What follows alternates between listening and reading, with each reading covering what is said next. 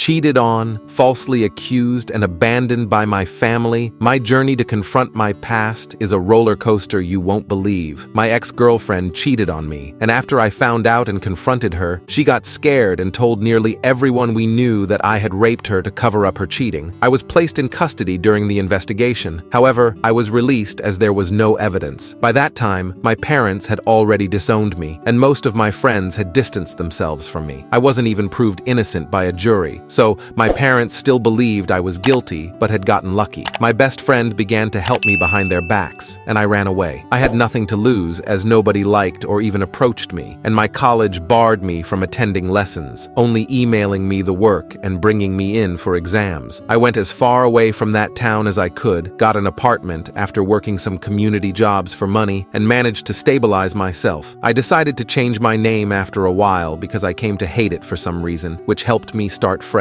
I made a few new friends when I went to university again, although I'm not sure why I did this. Looking back, I was incredibly poor and am still in truckloads of debt. I finished my degree in teaching and moved far away to a country on the opposite side of the globe, where I live now. I got a nice apartment and settled into my new job. Eventually, I met a girl who became my wife. Initially, I couldn't trust her, and it took me a while to realize how patient she was with me. I would flinch if she tried to touch me or start fidgeting when she'd get close. Eventually, I fell head over heels for her. She gave birth to our twin daughter and son, who I adore and will defend to the edge of the universe. Her family got used to me very quickly, despite me being a foreigner. They treated me well and reminded me of what a loving family actually is. Now, I'm living in a nice house with my wife and children, and we're very happy. That is, until last night. I was playing on our PlayStation with my son while my wife and daughter were in the garden. There's a knock on the door, and lo and behold, my father is there. He smiled weakly and began to speak, but I slammed the door so hard I scared my son. I took him to his room and called for my wife to take my daughter to her bed. She was freaking out, and so was I. My father kept knocking on the door, and I just broke down in the moment. My wife comforted me, then answered the door for me. She asked who he was, and he said he was my father. I had given my wife a vague background of my past, and she had nothing but sorrow for me. She looked understandably pissed and began to scream at my father for abandoning me and whatnot. After she calmed down, I told her to let him in and to go to our kids' bedroom to keep them busy while I talked to my dad. He said he was doing my ex-girlfriend a favor by clearing some stuff on her phone. While he was clearing out some messages, he saw a conversation between her and the guy she was cheating on me with, where she expressed guilt for ruining my life and said she wanted to take it all back. My father didn't confront her, as he wasn't ready to bring back a dead situation, but silently began to search for me to tell me he believed me. I don't know how he found me, but I don't care because he's here. Now, I need help. I don't know what to do. I've considered my options after walking through some random streets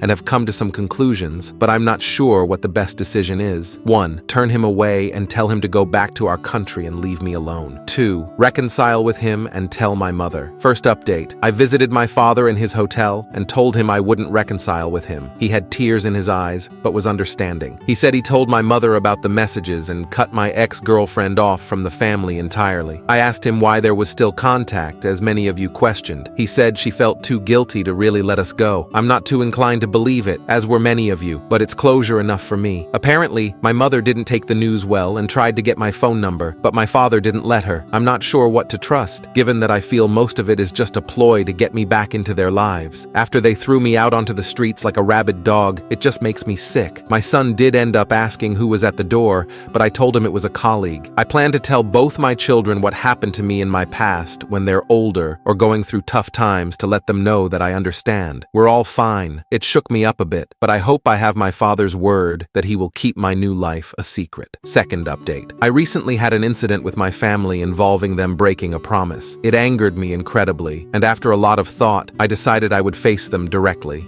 I flew back to my home country and met with everyone involved. My mom, dad, brother, and even the girl who accused me. I was nervous, of course, but I was shocked when I realized I didn't really see them as family. I recognized them, of course, but I didn't see them the way I see my wife, kids, and in-laws. My mother started by breaking into tears and trying to apologize, but I just felt disgusted. My father comforted my mother, and my brother was the one who kept his composure and initiated conversation. He asked me how I was doing, and I responded by telling him to cut the small talk. I told all of them that I was not looking for reconciliation and simply wanted closure. I made sure to tell them I would call the police if they attempted to chase me. I asked my parents why they were so quick to abandon me, even though the police said there was no proof. They said they made a rash decision and that seeing me in custody broke their hearts. I called them out on it since they didn't try to stick up for me. I then asked what some people on my original post had said about my father looking through my accuser's phone. He said that she came to him to ask him to clear her phone of non-essential stuff, and that's when he saw the chat logs with her friends. My dad was always good with technology, so while it wasn't fulfilling, I accepted it. I then asked my brother why he never contacted me. He looked surprised and said that he did, but I just ignored him. It turns out he was right. My brother had tried hundreds of times to contact me and give me money to get me off rock bottom,